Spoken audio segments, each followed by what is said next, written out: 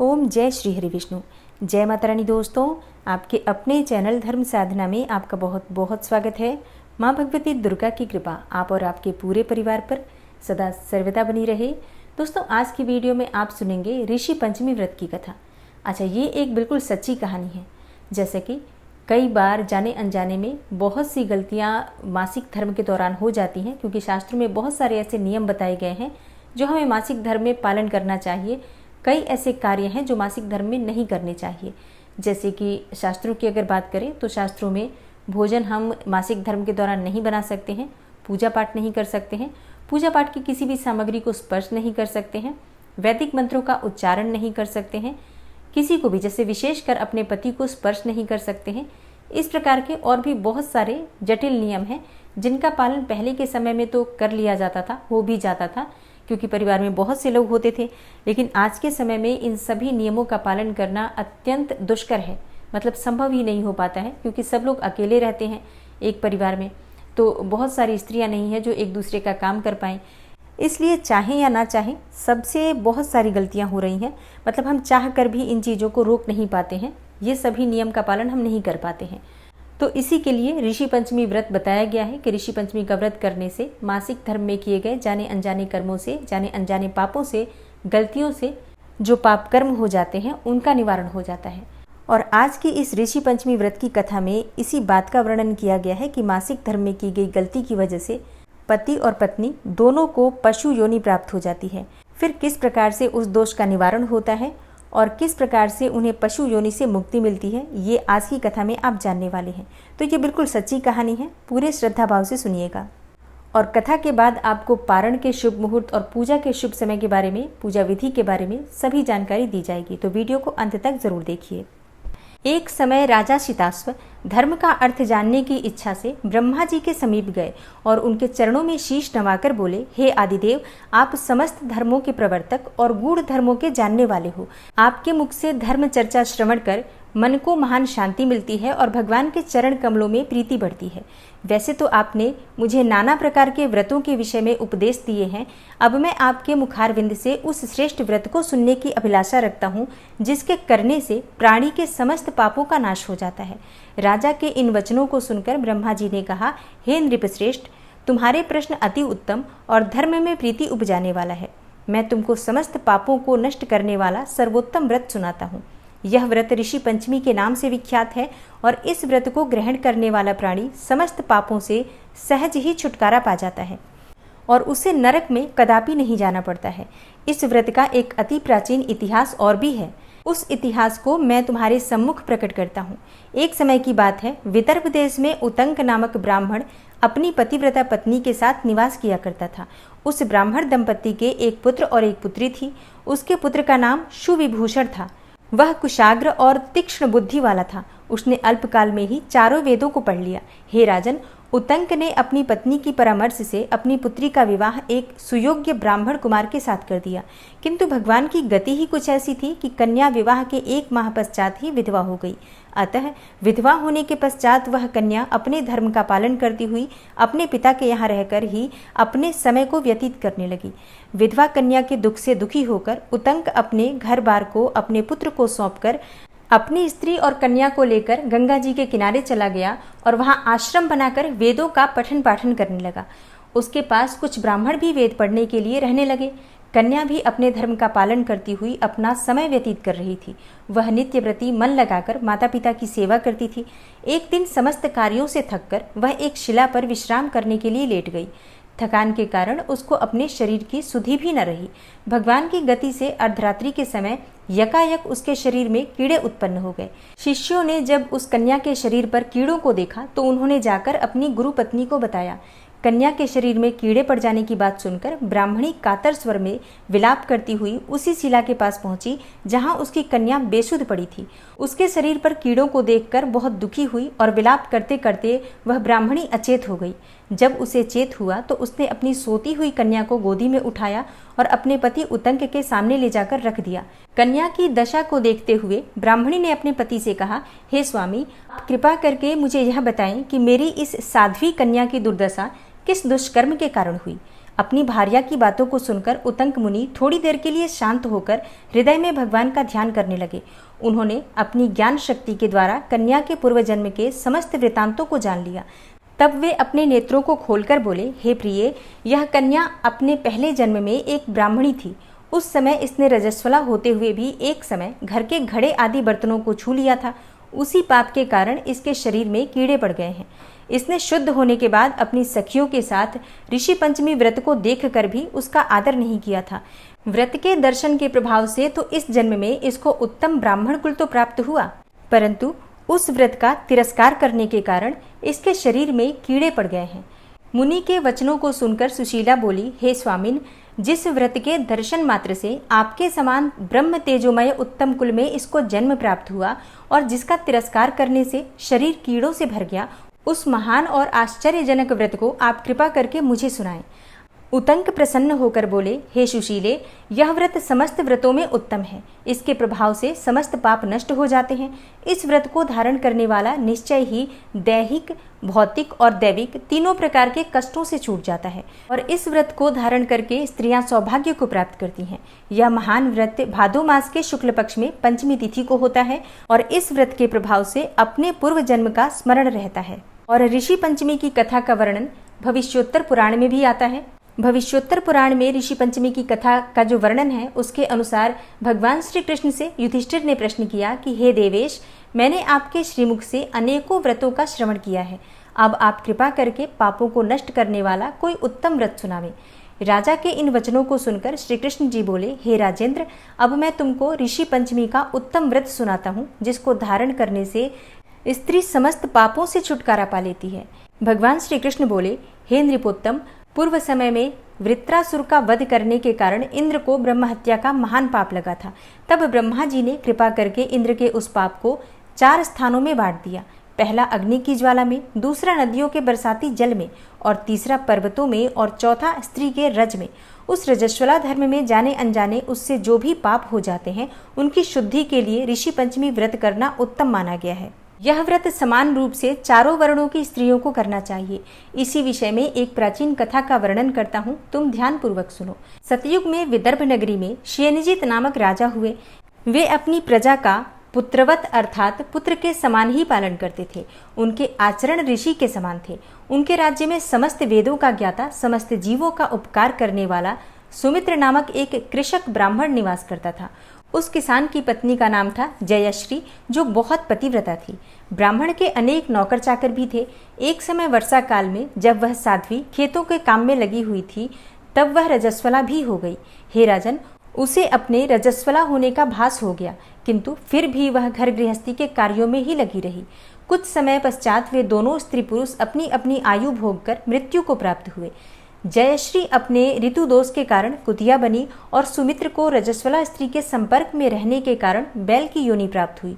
क्योंकि ऋतु दोष के अतिरिक्त इन दोनों का कोई और अपराध नहीं था, इस कारण दोनों को अपने पूर्व जन्म का समस्त विवरण याद रहा। वे दोनों पति पत्नी कुतिया और बैल के रूप में रहकर अपने पुत्र सुमित के यहाँ ही पलने लगे। सुमित धर्मात्मा था और अतिथियों का पूर्ण सत्कार किया करता था। अपने पिता के श्राद्ध के दिन उसने अपने घर ब्राह्मण को जिमाने के लिए नाना प्रकार के भोजन बनवाए। उसकी स्त्री किसी काम से बाहर गई हुई थी, तभी एक सर्प ने आकर रसोई के बर्तन में विष उंडेल दिया। सुमित की माँ कुतिया के रूप में बैठी हुई कुछ दूर से यह सब देख रही थी। पुत्र की बहू के आने पर उसने पुत्र को ब्रह्म हत्या के पाप से बचाने के लिए उस बर्तन में मुंह डाल दिया। सुमित की पत्नी चंद्रवती से कुतिया का यह कृत्य देखा न गया और उसने चूल्हे में से जलती हुई लकड़ी निकालकर कुतिया को मारा। तब बेचारी कुतिया मार खाकर इधर उधर भागने लगी और प्रतिदिन रसोई में जो जूठन आदि शेष रहती थी, उस कुतिया के सामने सुमित की बहू डाल दिया करती थी। किंतु आज उसने क्रोध के कारण वह भी उसे खाने को नहीं दिया। क्रोध के कारण उसने वह सब भोजन भी बाहर फेंकवा दिया और बर्तन साफ करवा के दोबारा भोजन बनवाकर उसने ब्राह्मणों को भोजन करवाया। रात्रि के समय भूख से व्याकुल होकर वह कुतिया बैल के रूप में रह रहे अपने पूर्व पति के पास आकर बोली, हे स्वामी, आज तो मैं भूख से मरी जा रही हूँ। वैसे तो रोज ही मेरा पुत्र मुझे खाने को देता था, मगर आज उसने मुझे कुछ नहीं दिया। मैंने सांप के विष वाले खीर के बर्तन को अनेकों ब्रह्म हत्या के भय से छूकर भ्रष्ट कर दिया, उसे न खाने के योग्य कर दिया। इस कारण मेरी बहू ने मुझे बहुत मारा और खाने को भी कुछ नहीं दिया है।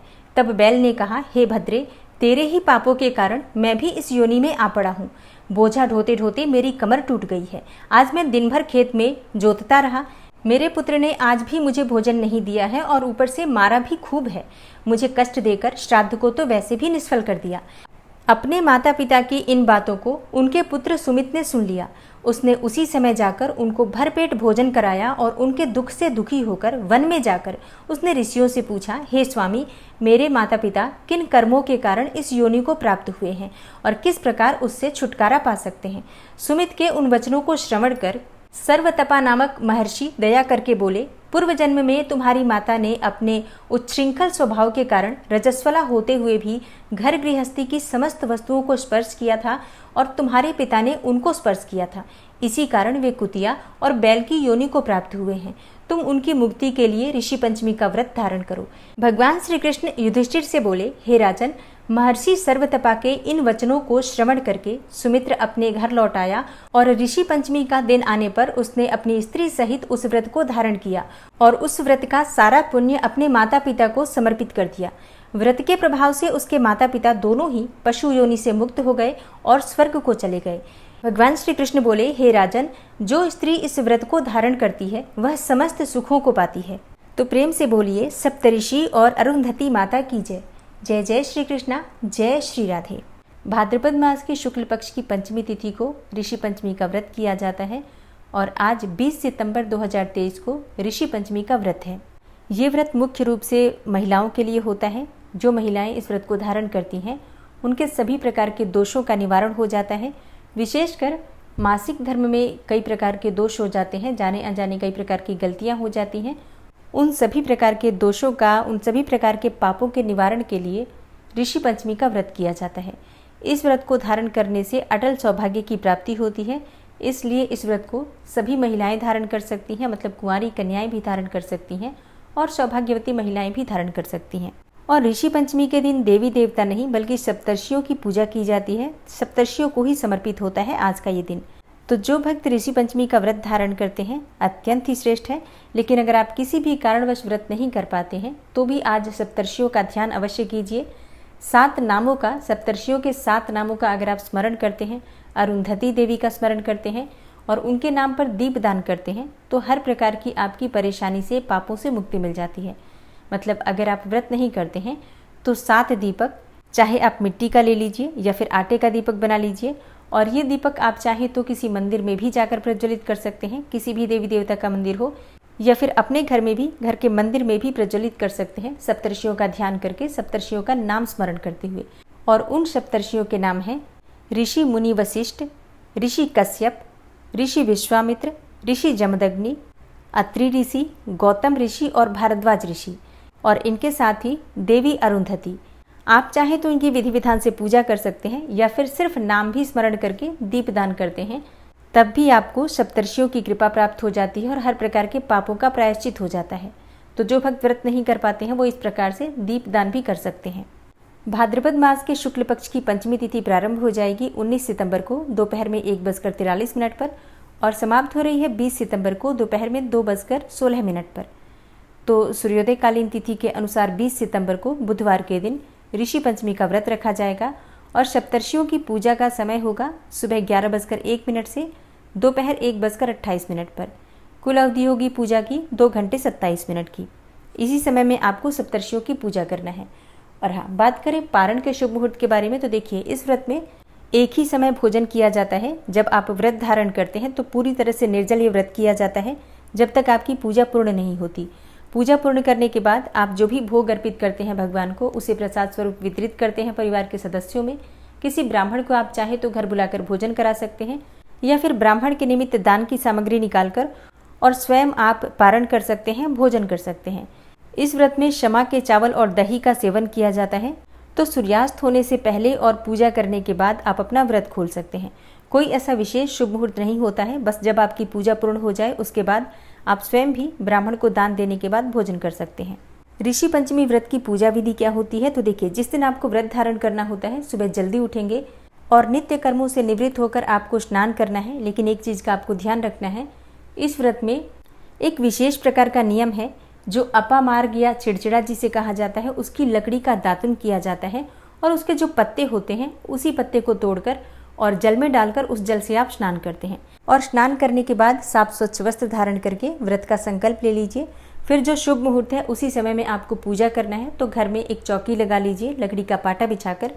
उसके ऊपर सप्तर्षियों की आप मूर्ति रख सकते हैं, चाहे तो फोटो रख सकते हैं या फिर मिट्टी के द्वारा, मतलब छोटे छोटे टुकड़े मिट्टी के लेकर या फिर मिट्टी आप गूंद कर भी जैसे शिवलिंग का निर्माण करते हैं उसी प्रकार से आप छोटी छोटी पिंडियाँ बनाकर उसी को सप्तर्षि मानकर सातों ऋषियों का नाम लेते हुए उनकी पूजा कर सकते हैं। और हाँ, एक और, जैसे कि जब सप्तर्षि हम बनाते हैं तो उसी के साथ माता अरुंधति भी बनाई जाती हैं और उनकी पूजा भी सप्तर्षियों के साथ की जाती है। और सबसे पहले गौरी गणेश का पूजन किया जाता है, उसके बाद ही सप्तर्षियों की पूजा की जाती है। तो एक गौरी गणेश आप चाहें तो बना सकते हैं, सुपारी से बना सकते हैं या फिर आप चाहें तो मिट्टी के द्वारा, गोबर के द्वारा भी बना सकते हैं। घर में गणेश जी हो, गौरी माता हो, चांदी के या फिर किसी भी धातु के, तो उनकी भी पूजा कर सकते हैं। लेकिन पहले पूजा गणेश जी, गौरी माता की होगी, उसके बाद से सप्तर्षियों की पूजा करेंगे। सातों ऋषियों का और अरुंधति माता का नाम लेते हुए, नाम स्मरण करते हुए और नाम का जप करते हुए धूप, दीप, नैवेद्य इत्यादि अर्पित कीजिए। फल और मिठाइयों का भोग लगा सकते हैं। पीले पुष्प आज अर्पित किए जाते हैं। सप्तर्षियों को पीले फल और पीली मिठाइयों का भोग अर्पित किया जाता है।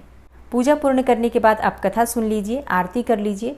फिर जो भी आप भोग भगवान को अर्पित कर रहे हैं, सप्तर्षियों को अर्पित कर रहे हैं, उसका प्रसाद आप परिवार के सभी सदस्यों में बांट सकते हैं। उसके बाद आप चाहें तो दान कर दें ब्राह्मण के निमित्त, या फिर ब्राह्मण को घर बुलाकर भोजन कराते हैं, फिर स्वयं भी भोजन कर लीजिए। और हाँ, जैसे मैंने आपको पहले बताया, एक ही बार अन्न का सेवन किया जाता है, तो इसके बाद जैसे कि आपका पारण हो जाता है, उसके बाद दोबारा आप अन्न इत्यादि कोई भी भोजन नहीं कर सकते हैं, फिर अगले दिन ही आप भोजन करेंगे। इस बात का भी ध्यान रखिए। तो उम्मीद करती हूँ ऋषि पंचमी से संबंधित ये जानकारी आपको अवश्य पसंद आई होगी। और हाँ, ज़्यादातर लोगों को ऋषि पंचमी व्रत के बारे में, इस नियम के बारे में इतना पता नहीं है। तो अगर संभव हो तो वीडियो को ज़्यादा से ज़्यादा शेयर कीजिए ताकि दूसरे लोगों को भी इस वीडियो का लाभ प्राप्त हो, ऋषि पंचमी व्रत की जानकारी सबको प्राप्त हो। विशेषकर महिलाओं के लिए ये व्रत वरदान की तरह होता है। मासिक धर्म में किए गए जाने अनजाने में जो भी पाप कर्म हो जाते हैं, या जीवन में कभी भी किसी प्रकार की कायिक, वाचिक, मानसिक गलतियाँ हो जाती हैं, तो सभी प्रकार के जाने अनजाने में किए गए पाप कर्मों के निवारण के लिए ये व्रत सर्वश्रेष्ठ व्रत है। 7 वर्षों तक किया जाता है इस व्रत को। उसके बाद 8वें वर्ष में इस व्रत का उद्यापन किया जाता है। उद्यापन की विधि क्या है, ये मैं पिछली वीडियो में आपसे शेयर कर चुकी हूँ। अगर आपने उस वीडियो को नहीं देखा है तो आप देख सकते हैं। मिलती हूँ मैं आपसे अगली वीडियो में, तब तक के लिए नमस्कार।